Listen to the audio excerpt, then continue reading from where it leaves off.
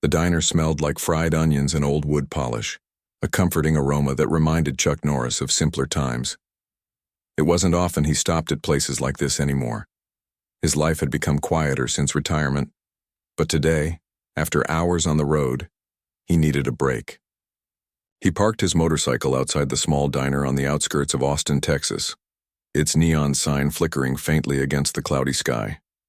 Inside, the air was cool compared to the heat outside, and the hum of conversation mixed with the clatter of dishes created a soothing rhythm. Chuck slid into a corner booth, far enough away from the other customers to avoid unwanted attention, but close enough to keep an eye on things. He ordered black coffee and leaned back, letting his shoulders relax for the first time all day. His presence commanded respect even when he wasn't trying.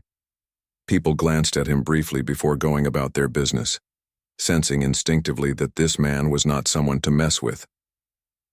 As he stirred sugar into his coffee, a sound broke. Through the din, a soft, muffled sob coming from somewhere down the hall near the restrooms. At first, Chuck dismissed it as none of his concern. People had problems and they dealt with them in their own way. But then, moments later, a young woman emerged from the hallway, wiping her eyes hastily with the sleeve of her uniform. She was thin, with dark circles under her eyes and hair tied back in a messy ponytail. Her name tag read Lisa. Lisa moved quickly, almost too quickly, as if she didn't want anyone to notice her tears. She grabbed a tray from behind the counter and began clearing tables, forcing a smile whenever a customer looked her way. Chuck watched her carefully, his sharp eyes missing nothing. There was something off about her movements, something desperate and strained. Most people wouldn't have noticed, but Chuck wasn't most people. Years of experience told him that pain like hers wasn't just sadness, it was fear. Minutes passed and Lisa continued working, though her hands shook every time she picked up a plate or refilled a glass.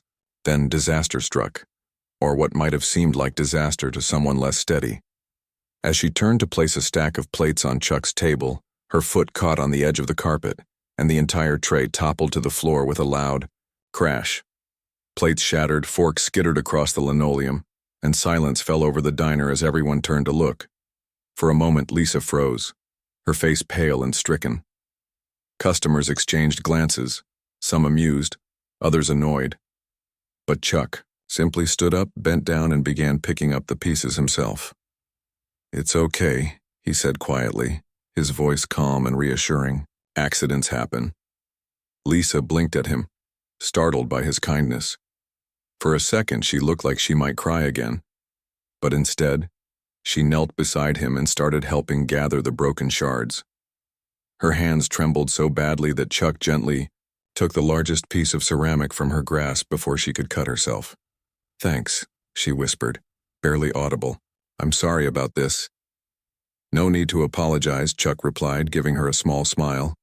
"We've all been there." When the mess was cleaned up and the manager reassured that everything was fine, Lisa returned to work, though her steps were slower now, heavier. Chuck went back to his booth, watching her out of the corner of his eye. Something about her haunted expression stayed with him long after he finished his meal. He couldn't explain why, but he felt drawn to her story, as if fate itself had led him here for a reason. After finishing his coffee, Chuck approached the counter to pay his bill. That's when he saw Lisa heading toward the employee lockers, her shoulders hunched and her head bowed.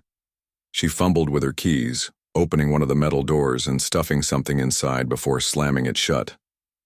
What caught Chuck's attention, however, was the symbol scratched onto the locker door, a strange, intricate design that sent a chill down his spine. It was similar to markings he'd seen years ago during classified missions, symbols associated with secret organizations and dangerous secrets. Chuck hesitated, torn between leaving well enough alone and following his instincts.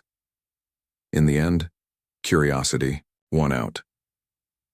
When Lisa left the locker area, distracted by another task, Chuck slipped closer, his boots making no sound on the tiled floor. With practiced ease, he opened the locker just wide enough to peek inside.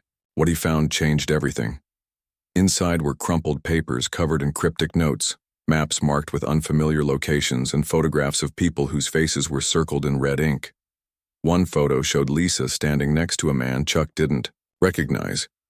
Both looked happy, unaware of whatever storm was brewing around them. Whatever these documents meant, it was clear that Lisa was involved in something far bigger and far more dangerous than she let on.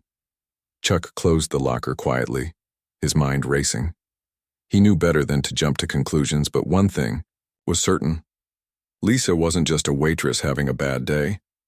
Something sinister was lurking beneath the surface, and if his gut was right, it was only a matter of time before it caught up with her. And Chuck Norris didn't believe in standing idly by while danger loomed.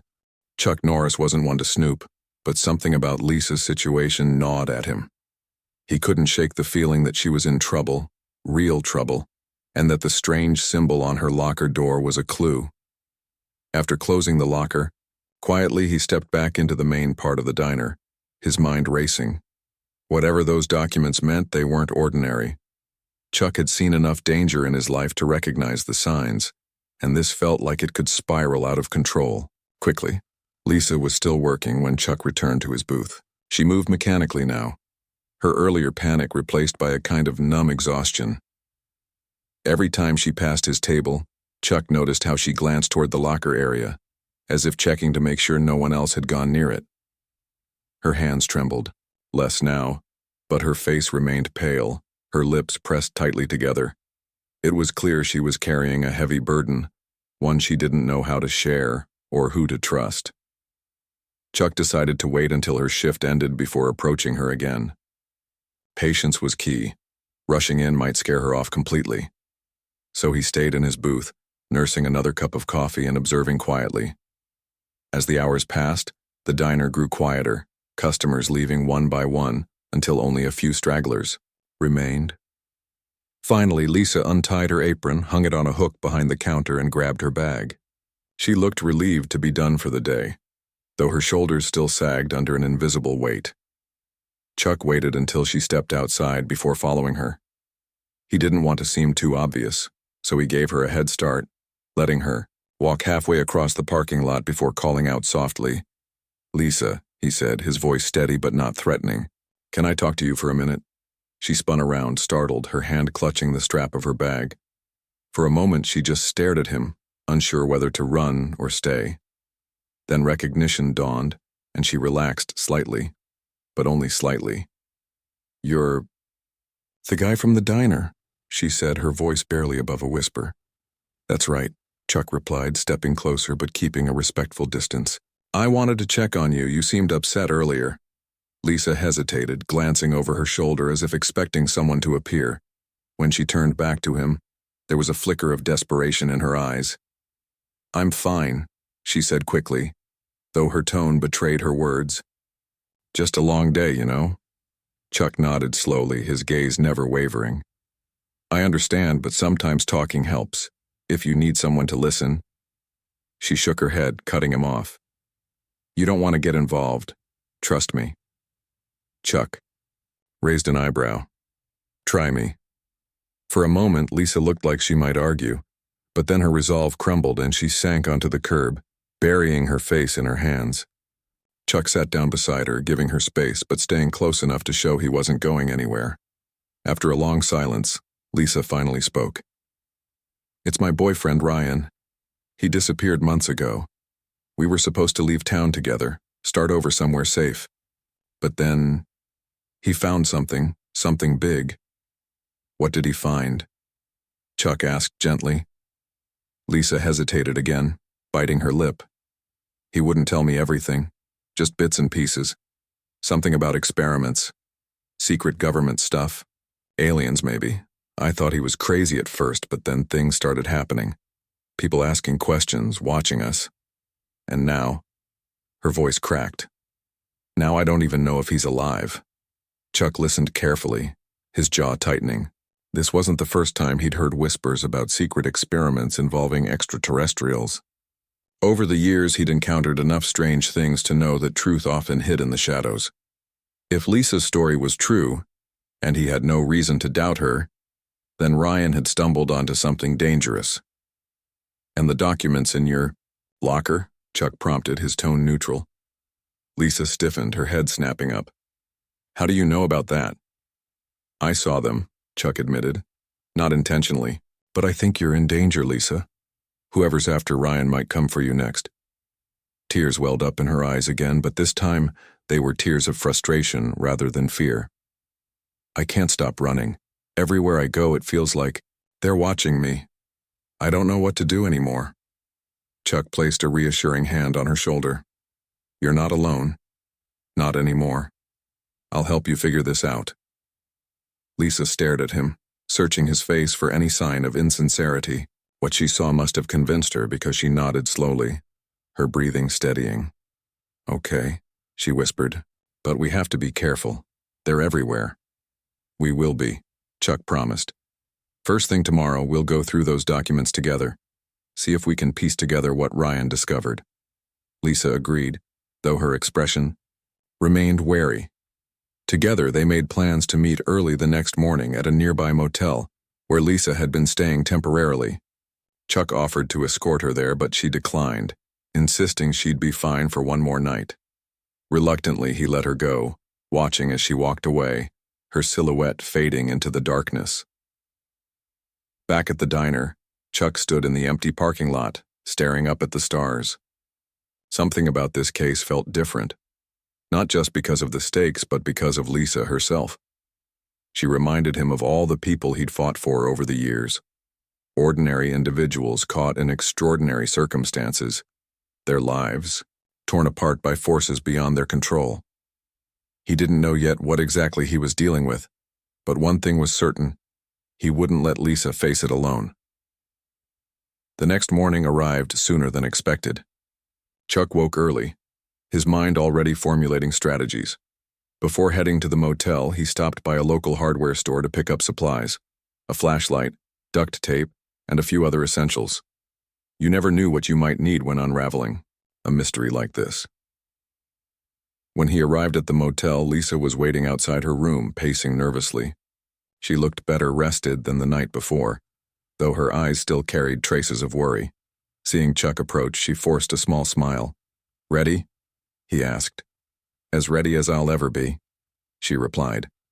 Inside the room, Lisa spread the documents across the bed, organizing them into piles. Maps, photos, handwritten notes. It was overwhelming at first glance, but Chuck methodically sorted through each item, piecing together fragments of information. One map showed a remote desert location in New Mexico, while another highlighted underground facilities scattered across the country.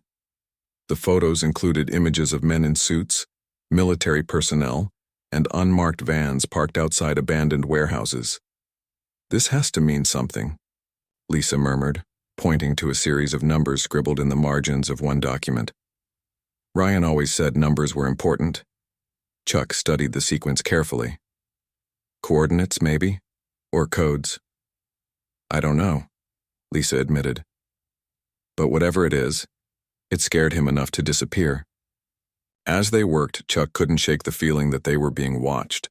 Every creak of the floorboards, every shadow outside the window set his instincts on edge. He trusted his gut implicitly. If it told him danger was near, he listened. By mid-afternoon, they had made progress, but answers remained elusive. Still, Chuck felt a sense of purpose he hadn't felt in years. Helping Lisa wasn't just about solving a mystery. It was about protecting someone who deserved a chance to live without fear. And if that meant taking on shadowy organizations and uncovering secrets buried deep beneath the surface, so be it. Because that's what Chuck Norris did best. The motel room was quiet except for the occasional rustle of paper as Chuck and Lisa sifted through the documents. Each item seemed to hold a piece of the puzzle, but putting it all together felt like trying to solve a jigsaw with half the pieces missing. Chuck worked methodically, his sharp eyes scanning every detail while Lisa hovered nearby, her anxiety growing with each passing minute. "This map," Chuck said suddenly, tapping a finger on one of the sheets spread across the bed. "It shows a facility in New Mexico. Ever heard Ryan mention anything about this place?" Lisa shook her head, leaning closer to study the markings. "No, but it looks familiar somehow. Maybe he talked about it when I wasn't paying attention."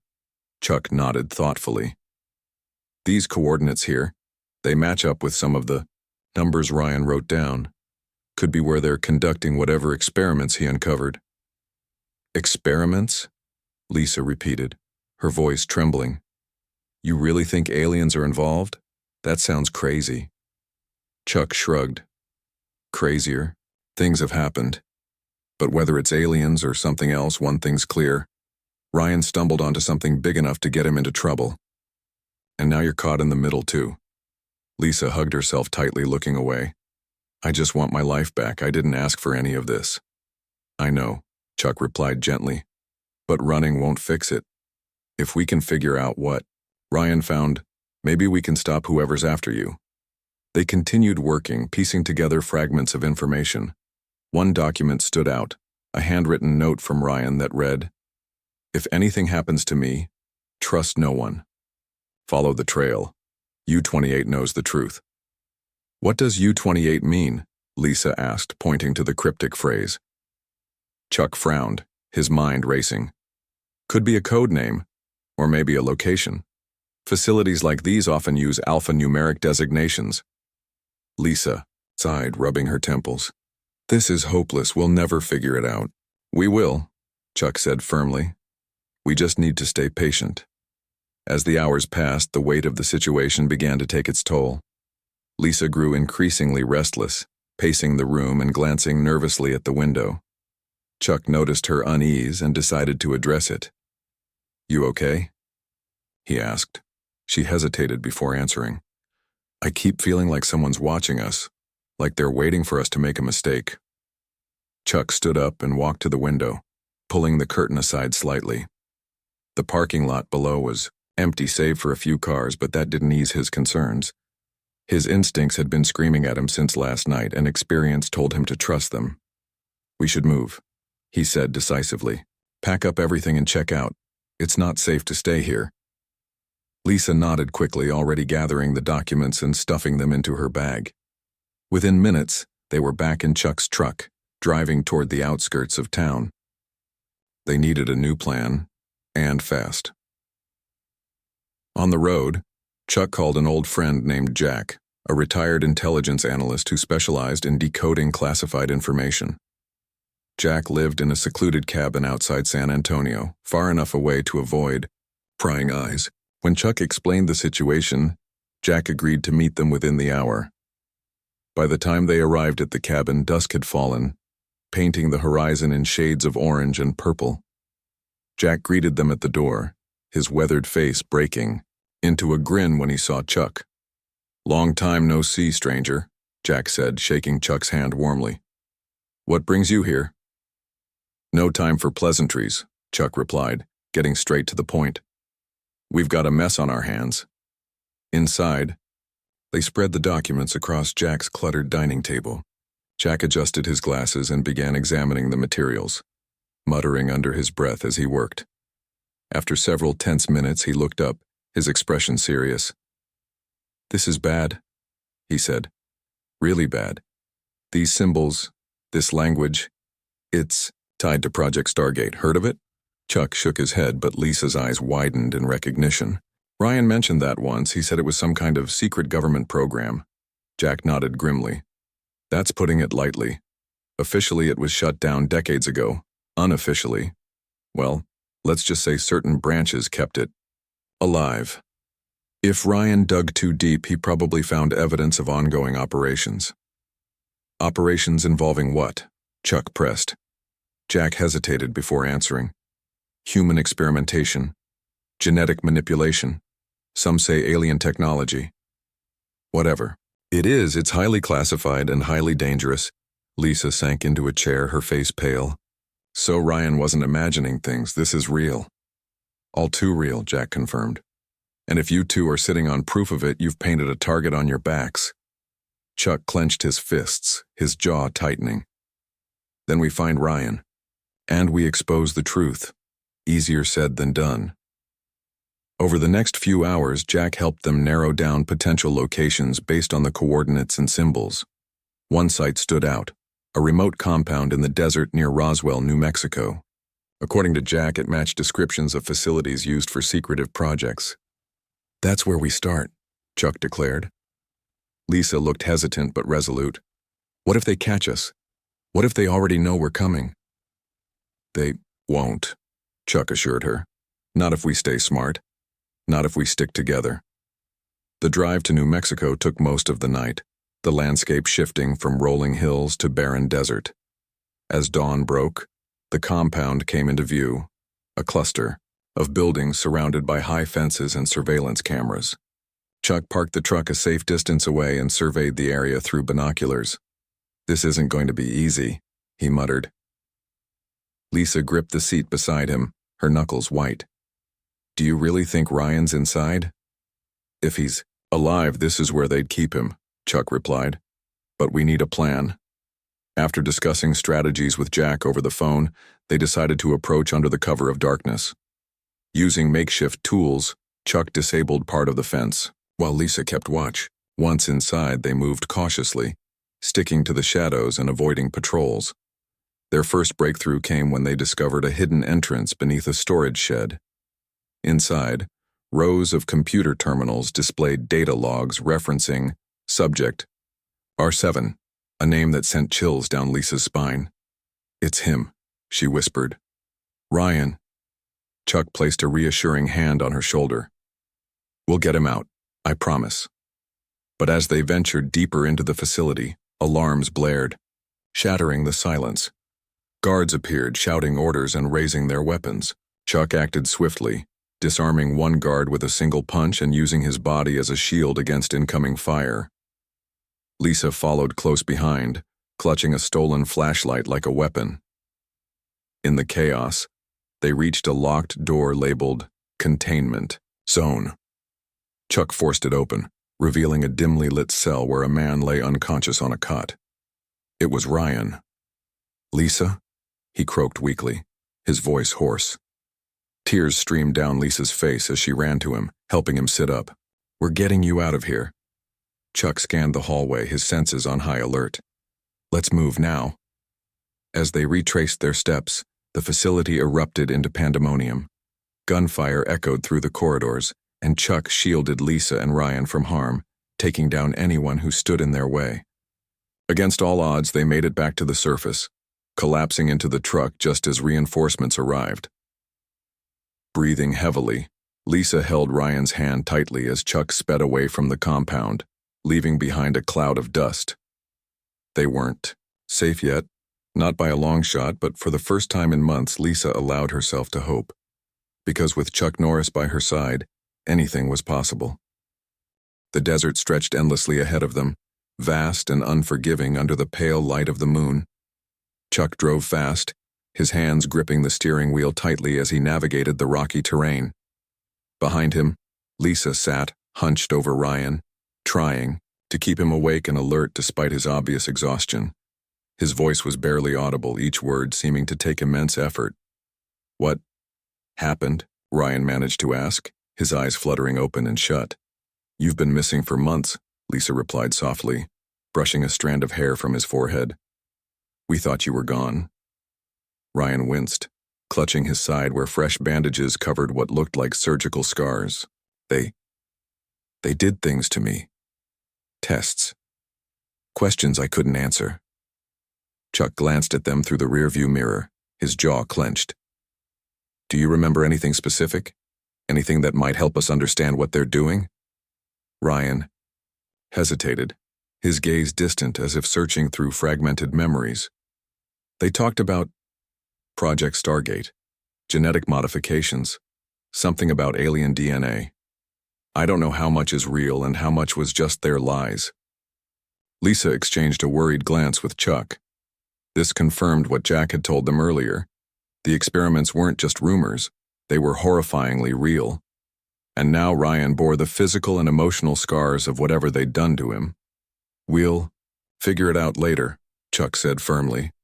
Right now, we need to put as much distance between us and that place as possible.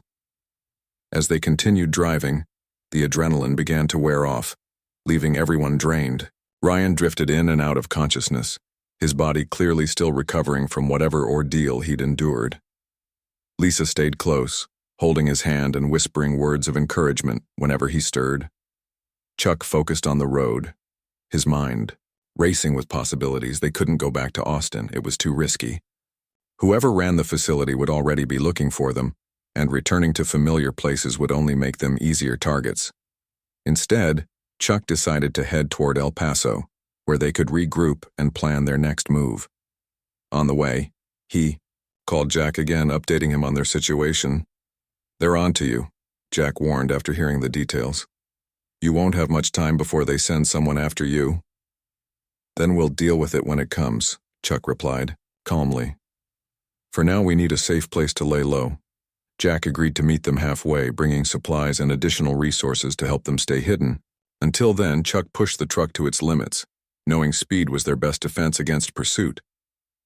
By the time they reached a secluded gas station outside Van Horn, Texas, dawn was breaking, painting the sky in hues of orange and pink. Chuck pulled into the empty lot and parked behind the building, out of sight from the main road. They needed fuel, food, and medical supplies, and they needed them quickly. "I'll handle this," Chuck said, handing Lisa a list he'd scribbled on a scrap of paper. "Stay here with Ryan. Keep the engine running in case we need to leave in a hurry." Lisa nodded, her grip tightening on Ryan's hand. She didn't want to let him out of her sight, not after everything they'd been through to rescue him. But she trusted Chuck, so she stayed put, keeping watch while he disappeared inside the station. Minutes later, Chuck returned with bags of supplies, including bottled water, energy bars, and basic first aid equipment. He also brought a map of the surrounding area, marking potential routes to El Paso. "We should be able to reach Jack by nightfall if we stick to back roads," he explained, spreading the map across the dashboard. "But we'll need to stay sharp. They'll be watching highways and major intersections."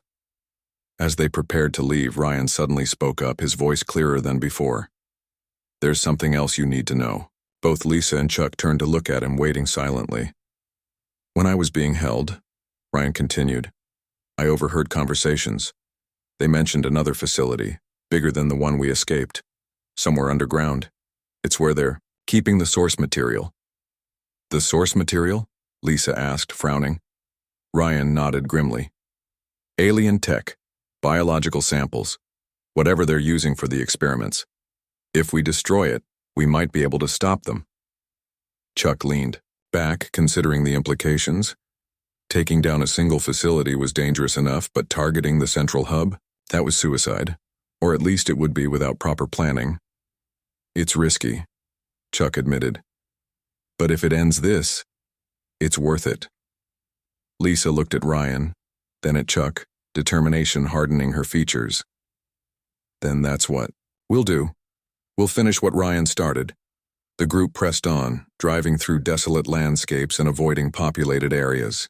By late afternoon, they met up with Jack at an abandoned farmhouse on the outskirts of El Paso. Jack greeted them warmly, though his expression darkened when he saw Ryan's condition. "This isn't good," Jack muttered, examining Ryan's wounds. Whatever they did to him, it wasn't just experimental, it was invasive. "We'll get him help," Chuck promised.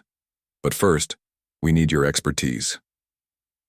Over the next few hours, the four of them worked together, combining their knowledge and resources to devise a plan. Using the documents they'd recovered and the information Ryan provided, they identified the location of the underground facility, a heavily fortified complex buried beneath the mountains of northern New Mexico. "It's practically impenetrable," Jack warned. "Guards, cameras, automated defenses, you name it." "Nothing's impenetrable," Chuck countered. "We just need to find the weak points." With Jack's guidance, they mapped out entry points and escape routes, identifying key areas within the facility that housed critical systems. Their goal was simple: infiltrate the base, locate the alien materials, and destroy them before escaping undetected. As night fell, the team finalized their preparations. Chuck armed himself with weapons scavenged from Jack's stash, ensuring he had everything needed for close combat. Lisa packed medical supplies and communication devices, determined to contribute however she could. Even Ryan insisted on joining them, despite his weakened state. "I'm not sitting this out," he said firmly. "This is my fight too." Though hesitant, Chuck eventually relented, recognizing the fire in Ryan's eyes. Together they loaded into Jack's reinforced van and set off into the darkness, heading toward the mountains. The journey was long and grueling, the narrow mountain roads testing even Chuck's driving skills. As they approached the facility, the air grew colder, and the tension inside the van became palpable. Each member of the team knew the stakes. Failure meant capture, or worse. Success meant exposing the truth and ending the nightmare once and for all. When they finally arrived, the facility loomed above them like a fortress carved into the earth. Floodlights illuminated the entrance while armed guards patrolled the perimeter. Chuck studied the scene carefully, noting every detail. "This is it," he said quietly. "Let's move." One by one, they slipped out of the van and into the shadows, hearts pounding with anticipation. The mission ahead was daunting, but none of them hesitated, not with so much on the line, because sometimes standing up to evil required more than courage. It required sacrifice, and Chuck Norris never backed down from a fight. The air inside the underground facility was icy, carrying a faint metallic tang that made Lisa's skin crawl.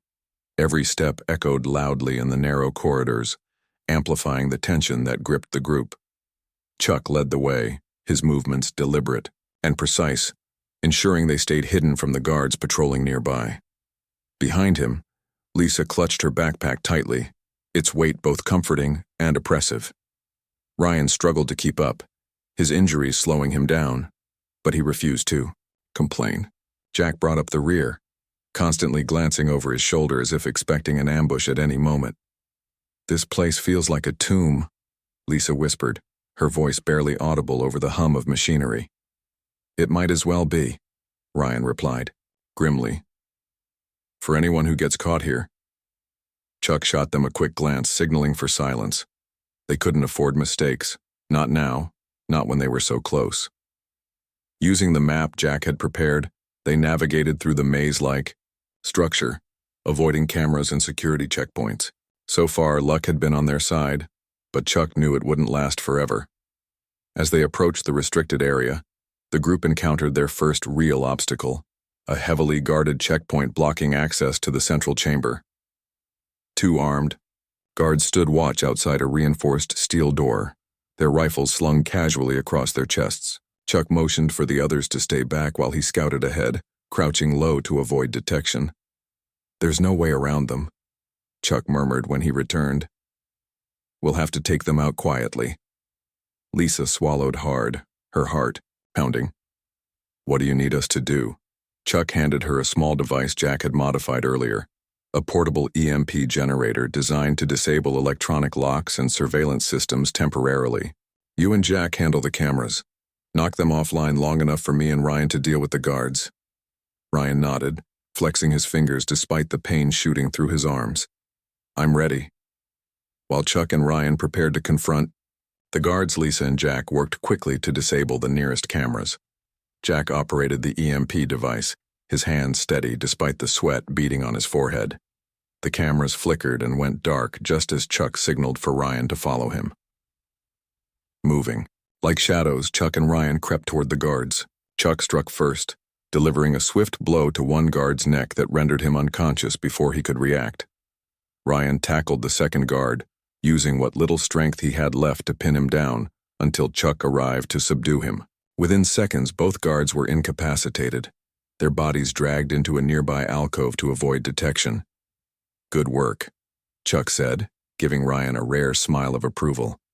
"Let's keep moving." With the path cleared, the group hurried through the checkpoint and into the heart of the facility. The central chamber was unlike anything they'd seen before, a massive underground lab filled with glowing tanks containing unidentifiable biological samples and strange alien artifacts, suspended in midair by magnetic fields. At the center of the room stood a towering machine pulsating with energy, its purpose unclear but undeniably ominous. "That's it," Ryan breathed, pointing at the machine. "That's the source material. If we destroy it, we shut everything down." Chuck studied the setup carefully, noting the layers of security surrounding the device. "It won't be easy. Look at those panels. They're wired to trigger alarms if tampered with." Jack stepped forward, examining the control panel. "I can bypass them, but it'll take time." Too much noise and we'll have company. Then, we'll buy you time, Chuck said firmly. Lisa, cover Jack. Ryan and I will hold off anyone who comes through those doors. Without hesitation, Lisa positioned herself beside Jack, keeping watch as he worked feverishly to disable the safeguards. Meanwhile, Chuck and Ryan took defensive positions near the entrance, weapons at the ready. Seconds stretched into minutes, each one feeling longer than the last. Suddenly, the sound of boots echoed in the hallway. A squad of guards appeared, their weapons drawn and aimed directly at the intruders. Chuck reacted instantly, stepping forward, to shield Ryan and Lisa as he engaged the attackers. His punches landed with precision, sending several guards sprawling to the ground. Ryan joined the fray, wielding a makeshift baton to fend off anyone who got too close. They're breaking. Through, Ryan shouted, ducking as a bullet whizzed past his head. Hold them off, Chuck barked, taking down 2 more guards with a single sweeping kick. Jack, how much longer? Almost there, Jack yelled, his fingers flying across the keyboard. Just a few more seconds. Lisa fired off a flare gun she'd found in Jack's supplies, creating a diversion that forced the guards to retreat momentarily. The brief reprieve gave Jack the time he needed to finish his task. With a triumphant shout, he slammed his fist onto the final button. The machine roared to life, its energy surging wildly before collapsing inward on itself. Sparks flew as the system overloaded, causing explosions throughout the chamber. Alarms blared deafeningly, and the entire facility began to shake violently. We need to go now, Chuck commanded, grabbing Lisa's arm and pulling her toward the exit. Ryan and Jack followed closely, dodging falling debris as the walls crumbled around them. The escape route was chaos, collapsing ceilings, smoke-filled corridors, and panicked guards scrambling to evacuate. Chuck led the way, navigating by memory and instinct as the facility threatened to bury them alive. Just when it seemed impossible to make it out, they burst through a service tunnel and emerged into the cool night air. Gasping for breath, the group stumbled away from the wreckage, watching as the mountain above the facility collapsed in a cascade of dirt and rock. The source material, and the secrets it held, was gone. Lisa sank to her knees, tears streaming down her face. We did it, we actually did it. Chuck placed a reassuring hand on her shoulder. Yeah, we did, but this isn't over, not yet. From the shadows, a helicopter descended, its searchlights cutting through the darkness. Men in black uniforms spilled out, their weapons trained on the group. At the forefront stood a tall man with cold, calculating eyes. You've caused quite a mess, he said, his voice dripping with menace. But you won't leave here alive. Chuck stepped forward, his stance unwavering. Try us. The standoff was tense, the kind of moment where time seemed to slow down. Chuck stood firm, his body a wall between the armed men and his companions. His eyes locked onto the leader, who exuded arrogance and authority. There were at least a dozen soldiers behind him, all heavily armed and clearly trained for combat. But Chuck didn't flinch, he never did. You've got 2 options, Chuck said, his voice steady and commanding. Walk away now or regret it later. The leader chuckled, shaking his head. Brave words for someone outnumbered. Do you really think you can take all of us? I don't need to, Chuck replied, his tone unshaken. I just need to take you. For a brief second, the leader's confidence wavered, but he quickly masked it with a sneer. This isn't your fight, old man. Leave now, and maybe we'll let these people live. Chuck smirked, knowing full well that wasn't true. These men weren't there to negotiate, they were there to eliminate witnesses. He glanced over his shoulder at Lisa, Ryan, and Jack, giving them a subtle nod.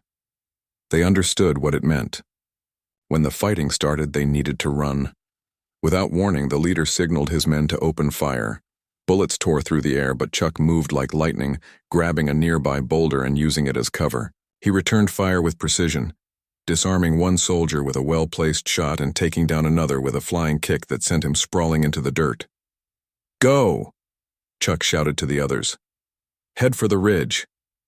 Lisa hesitated, unwilling to leave him behind. But Ryan grabbed her hand, pulling her toward safety.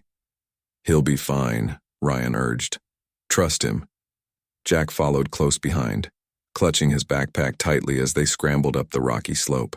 Meanwhile, Chuck continued to hold off the attackers, his movements fluid and calculated.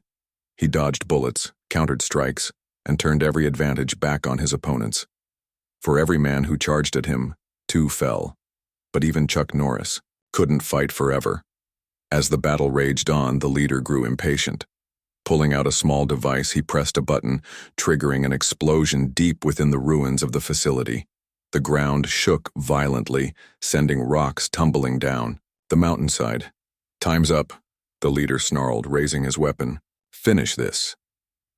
Before he could pull the trigger, however, a sharp crack echoed through the air.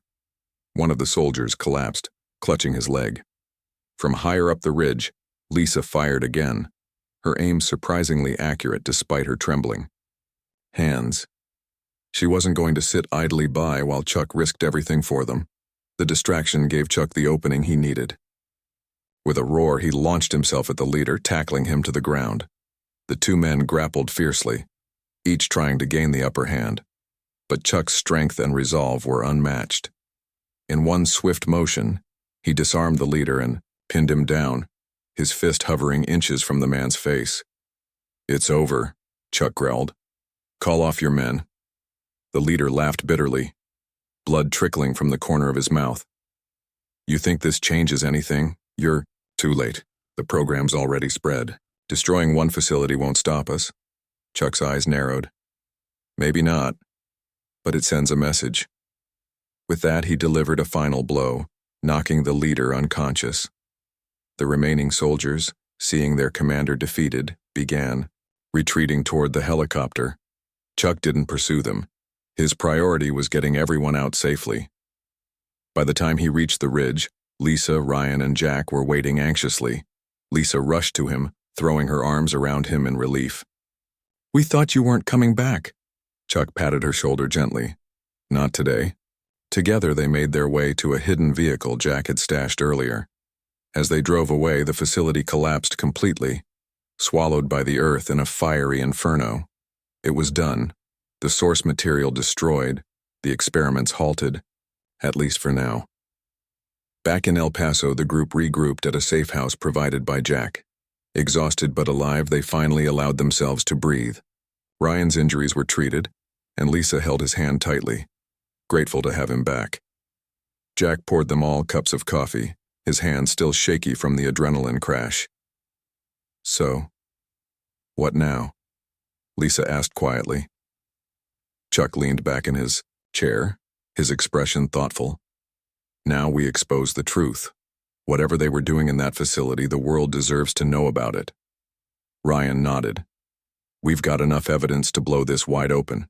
Photos, documents, it's all right here. And if anyone tries to stop us?" Lisa asked, her voice tinged with fear. "They won't," Chuck said firmly. "Because we'll be ready." Over the next few days, the group worked tirelessly to compile the information they'd gathered. Jack used his contacts to leak the story to trusted journalists, ensuring it reached the public without being buried or dismissed. By the time the media picked up the story, outrage spread like wildfire.